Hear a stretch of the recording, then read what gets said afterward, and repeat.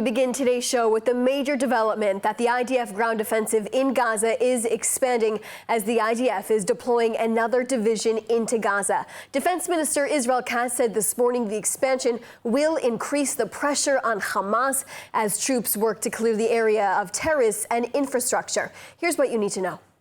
War wages inside of Gaza as extensive overnight airstrikes battered parts of the southern Gaza Strip. Palestinian media reports large waves of strikes were felt overnight in Rafah and Khan Yunis. Defense Minister Israel Katz announced this morning on X the IDF began expanding the operation, which will, quote, increase pressure on Hamas murderers and also on the population in Gaza and advance the achievement of the sacred and important goal for all of us. Katz went on to say Operation Strength of Sword is to increase pressure for the release of all hostages in Hamas captivity, but says he is also calling on the residents of Gaza to act now to remove Hamas and return all hostages. He also said troops will move to, quote, capture extensive territory that will be added to the State of Israel's security areas. Troops began advancing into Rafah this morning, which on Monday, a mass evacuation was issued for people living in or around the city of Rafah to leave immediately. The IDF also issued an evacuation order to people living in between Rafah and Khan Yunis, a location where the IDF did not previously operate in with ground troops. The Hostages Families Forum expressed outrage in response to the announcement of the military expansion, saying the government has an obligation to free all 59 hostages from Hamas captivity and to pursue every possible channel to advance a deal for their release. They say the lives of the hostages hang in the balance as more disturbing details continue to emerge, and every day that passes puts their loved ones at greater risk of death at the hands of Hamas terrorists. And the forum is also calling on the Trump administration and mediating countries to continue exerting pressure on Hamas for the immediate release of the hostages.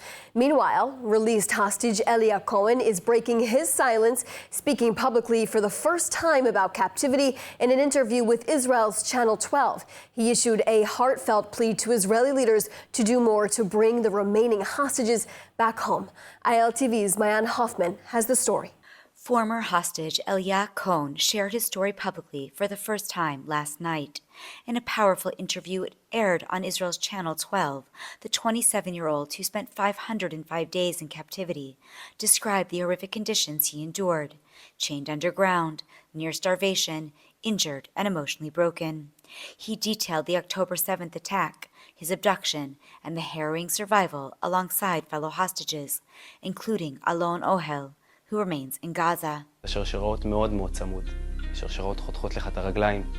אתה הולך לשירותים ולוקח לך 10 דקות להגיע לשירותים. הסיטואציה היחידה שמורידים לך את השרשראות ברגליים זה נטו שאתה הולך להתקלח. אתה רואה אותם עם חיוך על הפנים של... אתה מבין שזה חרטה, אתה מבין שהם סתם באו לדפוק עליך סטלבט, אבל אתה אומר בונה, כאילו לאיזה רמות אפשר לרדת. אין יותר נאצי מזה. לא, אין יותר נאצי מזה. There are human beings underground, he said in a message to Israel's leaders. Find a solution. Continuing the fighting is a death sentence. Eliya's recovery, both physical and psychological, is far from over. He still struggles with hearing loss, pain, and the emotional toll of captivity. But his courage to speak out is a voice for those who can't. Every day I spent there, I promised myself I'd get home, Eliya said. And I promised alone I wouldn't stop fighting until he does too. Thanks so much, Mayan, for that report. And mixed emotions here in Israel as this ground offensive continues to expand. And joining us now to discuss is Major General retired Yaakov Amidror, former head of the National Security Council, current fellow at Jerusalem Institute for Strategy and JINSA Strategic Center in Washington, D.C. Thanks so much for joining us today. Now, tell us what the significance of expanding this ground offensive is. What does this mean exactly, and what should people expect? It means the new renewing the war in Gaza means that the diplomatic efforts failed, and by diplomacy we cannot get our hostages.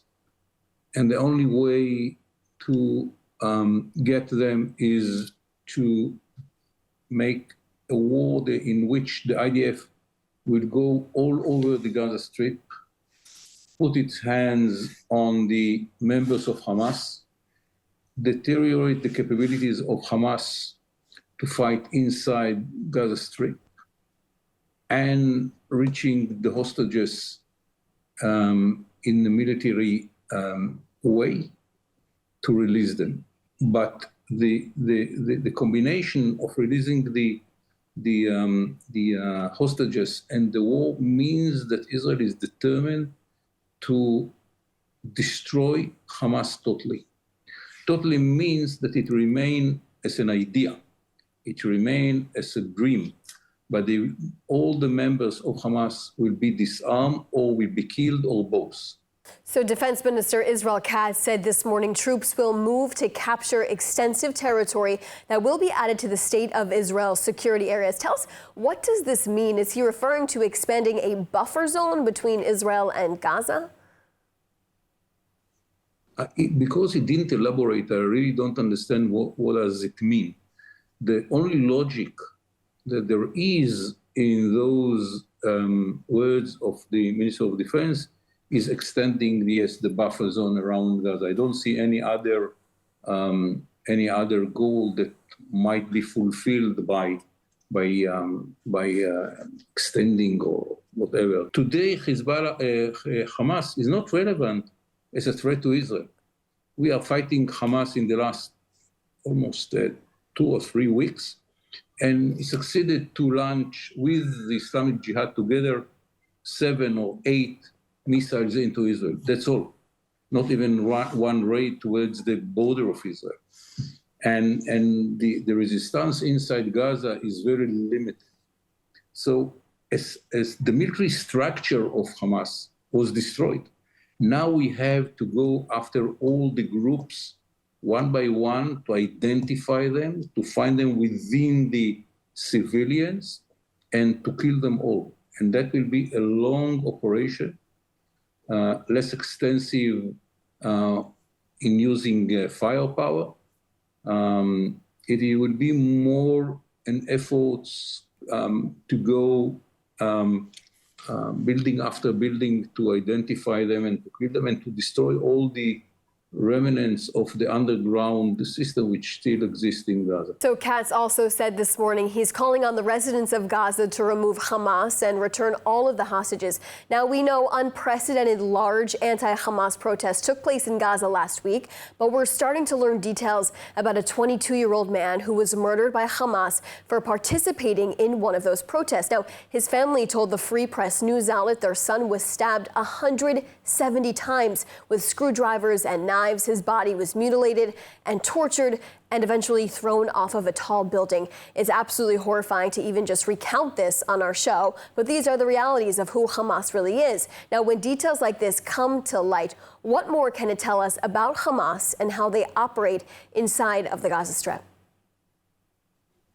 As I said, Hamas is not relevant as a threat towards Israel at the present. What we have to make sure and to guarantee for the future that it will not be stronger in the future and will not be a threat to Israel in the future. And for that, we have to reconquer the whole Gaza Strip and to eliminate all its remnants, including the people, the commanders, all the terrorists, the infrastructure, the underground infrastructure, and so on and so forth. What this story tells us is that Hamas is still strong enough to control Gaza. The people of Gaza are not strong enough to stand against it, because whoever will stand against Hamas will be assassinated immediately, will be tortured, his family will suffer, and so on and so forth. So if we want to save the life of as many people in Gaza as possible, and to make free Gaza from the atrocities of Hamas, if we want to give the people of Gaza any chance to rebuild Gaza and to live in normal life, it's the only way is to destroy Hamas totally. Well, thank you so much for your perspective today, all of your time, especially as all of this continues to develop inside of the Gaza Strip. Thank you very much for the opportunity and the Chag Sameach. Now, Israeli officials reveal a targeted strike on a residential building in the Hezbollah stronghold of Dahiyeh prevented a potentially massive terror attack that was being plotted. It's a story we first reported on yesterday, and officials say it could have likely harmed hundreds of Israelis abroad. ILTV's Devo Klein has all of the details here. Israeli Foreign Minister Gideon Sa'ar confirmed the elimination of Hassan Ali Mahmoud Badir, a senior operative in Hezbollah's Unit 3900 and the Iranian Quds Force in yesterday's Dahiyeh strikes. In a joint IDF and Shin Bet announcement, officials also confirmed that Badir was heading a rare joint Hamas-Hezbollah network planning an imminent terror attack on Israelis abroad. Very early this morning, IDF fighter jets struck a Hezbollah terrorist in Beirut. He had recently been directing Hamas terrorists and assisting them in an attempt to carry out a major imminent attack against Israeli civilians. The terrorist posed a real and immediate threat, what we called a ticking bomb. Therefore, we had to eliminate the threat. Israeli intelligence unveiled the plot of a large-scale terror attack that could have harmed hundreds, if not thousands, of Israelis abroad. These strikes were a result of an extended intelligence operation of a Shin Bet unit tasked with dismantling overseas Hamas networks. While the Lebanese health ministry reported 4 people were killed and 7 injured, Sa'ar urged the Lebanese government to take swift action against Hezbollah threats close to Israel's border. U.S. President Donald Trump confirmed this week that he's considering his former ambassador to Israel for the top post at the United Nations. ILTV's Mayan Hoffman is standing by the U.S. Embassy in Jerusalem with more. Mayan? Well, Shosh, former U.S. Ambassador to Israel David Friedman is now up in the running for United States Ambassador to the United Nations. The move would come at a time when Israel and the Middle East are a big focus of U.S. President Donald Trump's foreign policy. Trump confirmed the news this week, saying Friedman is among a long list of around 30 interested candidates, calling it a star-making position. Friedman, who played a role in shaping U.S. policy in the Middle East during Trump's first term, has long been seen as a loyal Trump ally. Though he briefly fell out of favor for criticizing Trump's 2022 dinner with Kanye West, he later endorsed the president's 2024 re-election bid and remains a vocal supporter. Trump also named Richard Grenell, former ambassador to Germany, as another possible contender, though Grenell has since ruled himself out, saying, "This is not something I want to do." The renewed search follows Trump's withdrawal of Representative Elise Stefanik's nomination last week due to fears her departure could jeopardize the GOP's narrow House majority. In February, Trump announced plans to reassess U.S. involvement with the United Nations and its agencies, accusing them of acting against American interests and promoting anti-Semitism. The U.S. has since pulled funding from the World Health Organization. In 2018, Trump withdrew from the UN Human Rights Council. Thanks, Mayan, for that report. And in some political news, former Prime Minister Naftali Bennett announced today that he has registered a new political party under the provisional name, quote, Bennett 2026, signaling a possible return to politics. Now, the former Prime Minister stepped away from the public eye after leaving office in 2022 when he served as Prime Minister for 1 year during the Bennett-Lapid alternative government. Now, Bennett has previously led the New Right Party and is now looking to lead a new party, as Bennett 2026 is officially registered to run in the next election cycle. And now here to make the process easier for American Olim looking to make Israel their new home is the Migdal Hatzuk 2 project, a high-quality, comforting, and familiar real estate in Natanya in the area of Park Hayam. Let's take a look. As anti-Semitism continues to rise across the United States, many American Jews are making the decision to move to Israel. But for those arriving in a country with a high cost of living and an often complex real estate market, the question of where to live can feel overwhelming. In Natanya's picturesque Park Hayam neighborhood, the Migdal Hatzuk 2 project aims to make the process simpler. Created with American Olim in mind, the development offers high-quality housing solutions for those seeking to make Israel their new home. Natanya actually offers a wonderfully attractive proposition for people making the move to Israel and considering where to live. As somebody who returned to Israel after 30 years away, So in a sense, I'm very much an Oleh Chadash myself, although going back a few years. Discovering Natanya was a revelation for me, something that I got to do through pursuing projects here. If you're looking to live in central Israel, wonderful beachside town that offers you beautiful ocean front, easy access, whether it's through car or public transportation to Tel Aviv and to the central area of the country, all the while still providing an attractive value proposition for families and for younger adults looking to live within different communities around here. Natanya is just this wonderful opportunity. Unlike most developers, Migdal Hatzuk too brings expertise from decades of building experience in Canada, creating a standard of construction and design that feels familiar to North American Olim. This focus on comfort and familiarity aims to ease the challenging transition to life in Israel. We certainly don't build the way most Israeli developers or contractors do.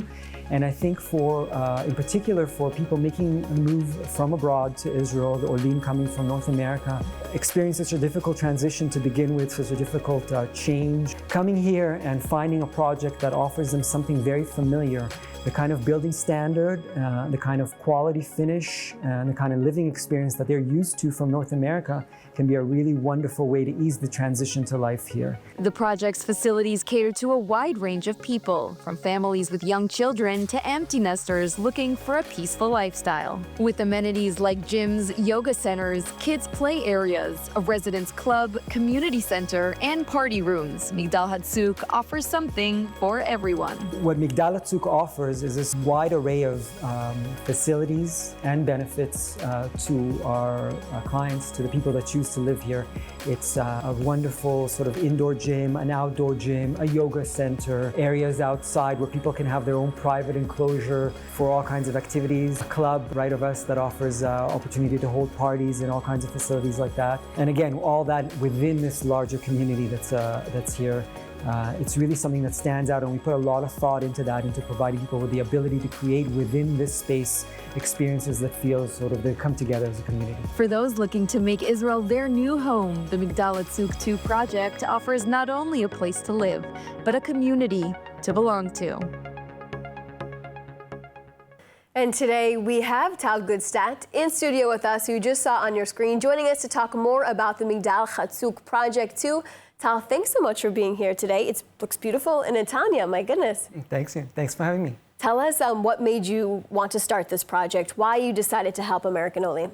Well, a couple of different things. This is actually our second project in the neighborhood, and being exposed to this neighborhood was also for me a first-time exposure to the city of Natanya, which I got to know in depth. A wonderful, wonderful place, beachside living, close to the center.